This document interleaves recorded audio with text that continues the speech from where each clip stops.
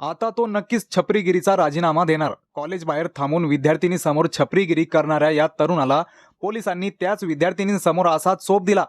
तो उभ्या आयुष्यात विसरणार नाही. कॉलेजच्या गेट समोर मस्त बाईक स्टँडवर उभा करून कॉलेजच्या विद्यार्थिनींना सतत त्रास द्यायचा.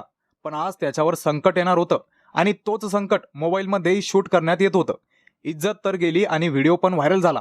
महाराष्ट्रातील कित्येक ठिकाणी अशा प्रकारे कॉलेजच्या विद्यार्थिनींना छपरीकडून त्रास दिला जातो. महाराष्ट्र पोलिसांनी विशेष लक्ष देऊन त्यांची धिंड काढायला पाहिजे. हा व्हायरल व्हिडिओ कुठला आहे हे समोर आलेलं नाही, पण पोलिसांनी जे कार्य केलं ते कौतुकास्पद आहे. अशा छपरीगिरीमुळे विनयभंग किंवा छेडखानीचे प्रकरण समोर येतात. यावर एकमेव तोडगा म्हणजे पोलिसांकडून आरोपीची धिंड काढणे. अनेक विद्यार्थिनी भीती व बदनामीमुळे तक्रारी देण्यास टाळाटाळ करतात आणि याच त्रासाला सामोरे जातात. मग पुढे छपरींची हिंमत वाढते आणि ते सतत पाठलाग करायला सुरुवात करतात.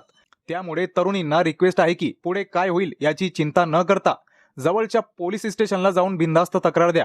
या व्हायरल व्हिडिओमध्ये पोलिसांचं विशेष कौतुक करण्यात येत आहे.